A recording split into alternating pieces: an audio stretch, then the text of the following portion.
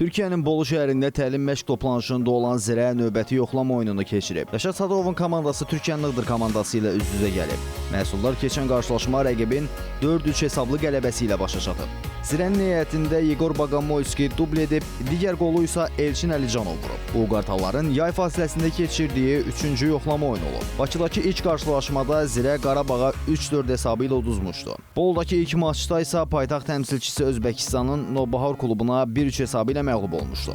Neftçi də yeni mövsümə hazırlığın ikinci mərhələsinə start verib. Ağqaralar iyunun 29-da Bakıdan Sloveniyaya yollanıblar. Komanda Moravsket Toplice şəhərində təlim məşq toplanışını davam etdirir. Paytaxt klubunun toplanış çərçivəsində keçirəcəyi yoxlama oyunlarındakı rəqibləri də müəyyənləşib.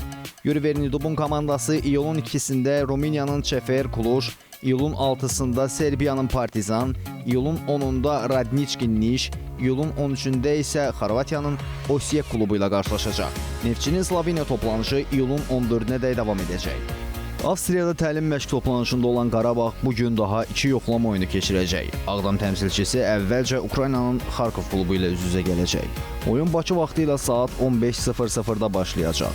Qurban Qurbanovun komandası ikinci maçında Ferencvarosla münasibətlərinə aydınlıq gətirəcək. Macarıstan klubu ilə görüş saat 19:30-da start götürəcək. Xatırladaq ki, Qarabağ Avstriyadakı ilk yoxlama oyununda yerli Tirol klubuna 4 cavabsız qolla qalib gəlib. Sabahsa müdafiəçi Igor Nogueira ilə yollarını ayırıb. Bu barədə Masazır klubunun mətbuat xidməti məlumat yayıb. Braziliyalı futbolçu ilə mövsümün sonunda başa çatan müqavilənin müddəti yenilənməyib. Nogueira 2024-cü ildən Sabahın formasını geyinirdi.